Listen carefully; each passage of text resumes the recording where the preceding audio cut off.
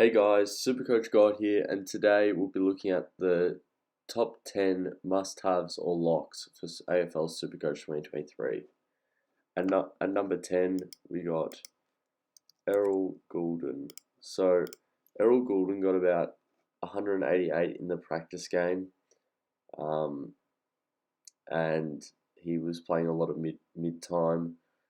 The only worry I have about this pick is John Longmire going to play him more forward when Callum Mills comes back, because Errol Gould's a very skillful forward as well, but Callum Mills can play in the back line or the wing, so we don't know what's going to happen there, but he's definitely a lock for now in my eyes. In number 9, I've got Sam Docherty. So Sam Docherty got a 150 something in the Pracky game. He's playing mid slash half back. That is like the most perfect combo you could get if you had to have a player playing two positions. He's getting quite a few mid minutes, not much, but a bit, and then the rest of the game he's playing as that half back flanker who's taking kickouts and so on. So I think he'll average more than his 110 last year. I reckon he'll go 115 plus, maybe even 120 if you're lucky. But yeah, that's Sam Docherty. Into our next lock. So at number 8, we got Tim Taranto. So I've said this a lot because 50% ownership is a big number. He's the number 1 midfielder now, I believe, in that Richmond midfield. I don't think Dusty's number 1 anymore. I don't think Shai Bolton would be. I don't think Prestia would be. I think it's Taranto, and it showed by the amount of CBAs he got on the weekend. Mind you, I did hear that Tim Taranto is getting the same amount of CBAs for Richmond as he did for GWS. So don't expect his scoring to go up tremendously. I'm expecting what did he average last year? He averaged 91. So expect him to average around the 100 mark. But yeah, hopefully 105. And I'd be very happy with that. Coming in at number 7, we have Jacob Hopper. So 46% of teams, averaged 67 last year, but new team, lots of mid-time, and yeah, should average in the 95 range, which would be perfect. Get him up to that 500k, 500 plus k, and yeah, we can go and move that money elsewhere. So yeah, he's a great pick for the first half, maybe first half and a bit. I reckon we trade him out at the buy, but yeah, unless he's getting 105, 110, then you might have to keep him. But yeah, that's just the luxury of picking a pick like that in round 1, isn't it? So next at number 6, Will Ashcroft, 75% of teams. That's just crazy. I don't think he's top 5, but at number 6, Will Ashcroft is a definite lock. I've heard people say he can average around 95, 100. I think that's stupid. I think he'll average around the 85, 90 mark, and we will be very happy with that. There is no complaints. I think Sam Walsh averaged 86.9 in his first year, and Dacos, no, other Dacos, 91. So yeah, I think that 85 to 90 range is good. I don't think he'll average what Dacos did, but we'll have to wait and see. Next, at number 5, we've got Tom Green. So Tom Green, yes, he had that 97 average at last year, but if we have a look, I remember this very well. He tempted everyone. Look at these scores: 164, 106, 147, had that 92, 115, 108, 107. Yeah, he was on fire. What did he get to? I genuinely thought he got to the 600k mark. Maybe not. But yeah, I think he is a definite lock and can. Yeah, he got all the way down to 386. Boy, he had a bad second half, didn't he? Well, anyway, I think he will have a great season, and I think he's a definite lock because Taranto and Hopper have left that midfield, and Tom Green will be the number one man in there. Maybe but Josh Kelly, but Josh Kelly can play forward. Tom Green, I don't think he can play anywhere else other than midfield, so lock him in. At number 4, I got Rory Laird. I think he can average 130 to 135 this year.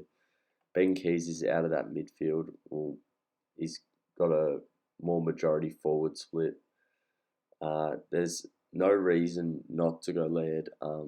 Clayton Oliver somehow is more highly owned by 16%. Rory Laird's he's even a bit of a pod. I know 25% is a pod, but most people are picking either Rory Laird or Oliver. Considering Oliver's 41%, I think that's pretty good.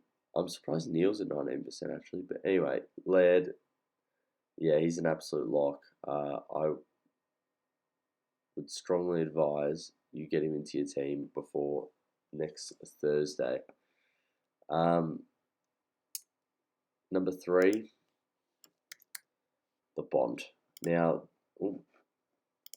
so the Bond could average 120 to 125. I think considering they're playing those 4 talls in the forward line, there's no room for him down there anymore.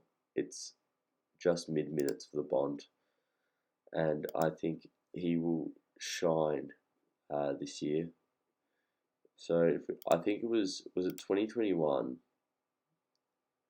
where it was 119, and he had this massive stint in the mid-season where he got from 120 average to a 130 average in 6 weeks or something. So yeah, I think the Bonds is a definite lock. I haven't seen many teams without him really. What's his 31%? Yeah. Surprised Oliver's more highly owned than him. I'm just amazed that Oliver's 41% still. That is nuts. But yeah, I think Marcus Bontempelli is an ultimate lock, and that is the third player. Coming in at number 2 is the Rockman. 52% of people have this Rockman. So Rowan Marshall. I think he had that great year in, was it 2020, 2019? Let's have a look, 2019. Yeah, 2019, where he averaged 110. So this year is last year that he was without Ryder and wasn't injury riddled at all. Look at some of these scores: 160, 140. A couple of 120s, another 140. Yeah, I don't see Marshall averaging below 115, and at that price of 500k, he's an absolute steal. So I think you have to go Ron Marshall. You don't have to, once again, because no one's actually a lock, but an ultimate lock. But I think if there ever was such thing as an ultimate lock, Ron Marshall is the second closest thing to it. And I'll tell you why he's not the first. So the first is Josh Dunkley. 68% of teams, that tells a story. Didn't average well last year, not too well. I think he can average 120 this year, 125 even. He looks elite. In that Pracky game, he didn't kick a goal. I think 31 touches, 150 something Supercoach. That's what we're used to. That's Josh Dunkley of old. What year was it? No. So, what year was it when he averaged 116? Yeah, this year, 2019. He will go back to this form and even better, I reckon. Look at that. Look at his ceiling, 202. That is immense. And 173, 169. So these are just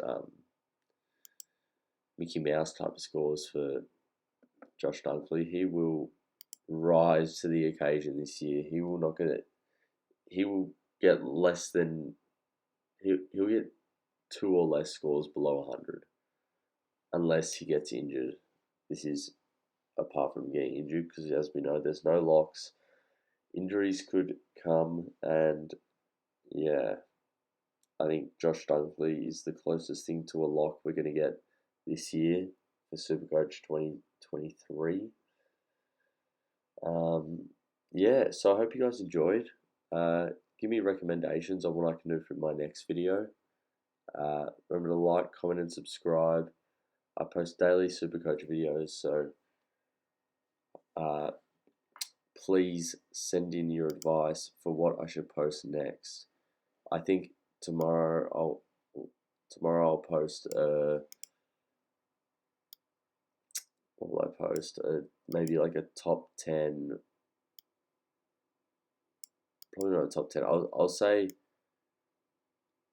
top 10 pods. We'll do top 10 mid prices. We'll do that.